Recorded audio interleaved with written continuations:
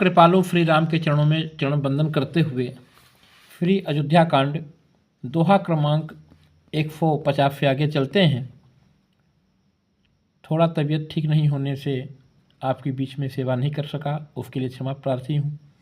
श्री राम जय राम जय जय राम, श्री राम जय राम जय जय राम, श्री राम जय राम जय जय राम।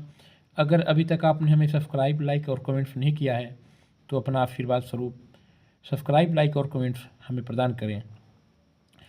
केवट कीन बहुत फबकाई, अफो जामिन फिंगरोर कमाई, होत प्रात बटु छीरु मगावा, जटा मुकुट निज फीफ बनावा।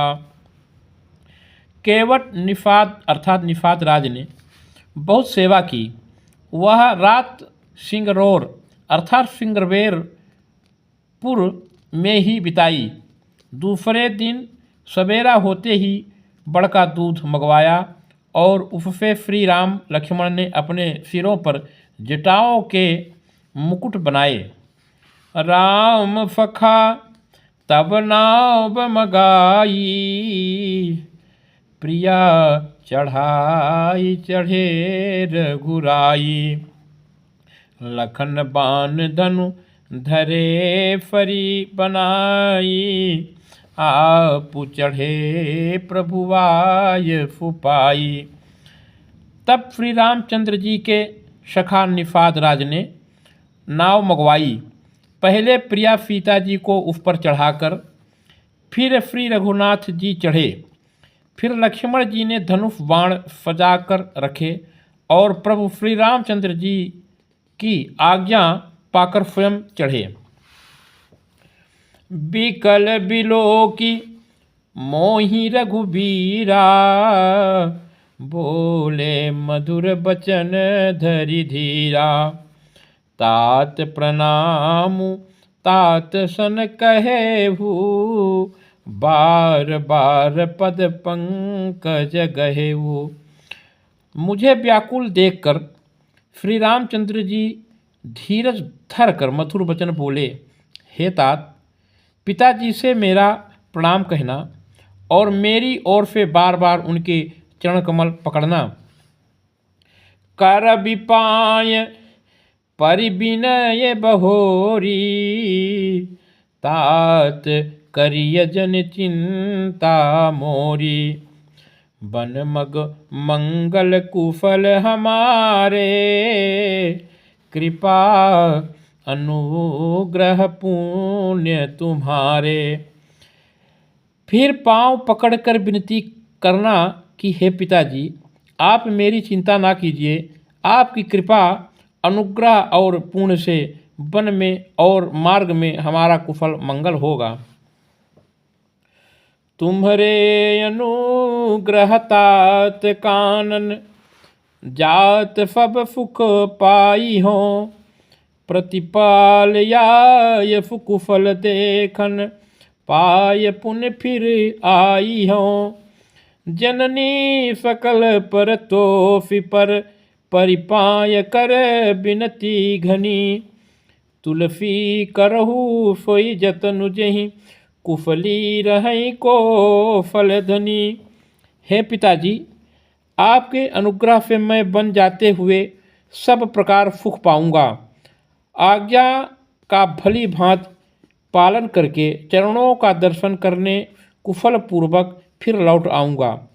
सब माताओं के पैरों पढ़कर उनका समाधान करके और उनसे बहुत विनती करके तुलसीदास जी कहते हैं, तुम वहीं प्रयत्न करना जिससे कौशल पिताजी कुशल रहें।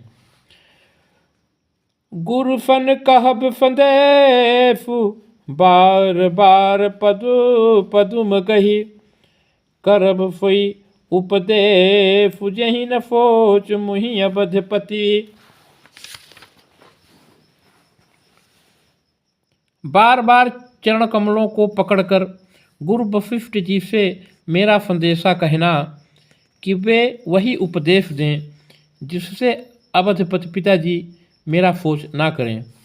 पुरजन परिजन सकल बहो निहोरी, तात सुना यहु बिनती मोरी।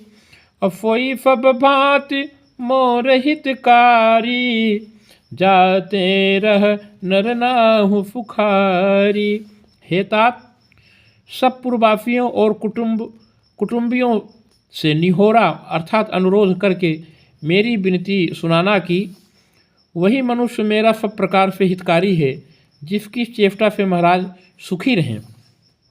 और कहब संदेशु भरत के आए, नीति न तजिय राज पद पाए।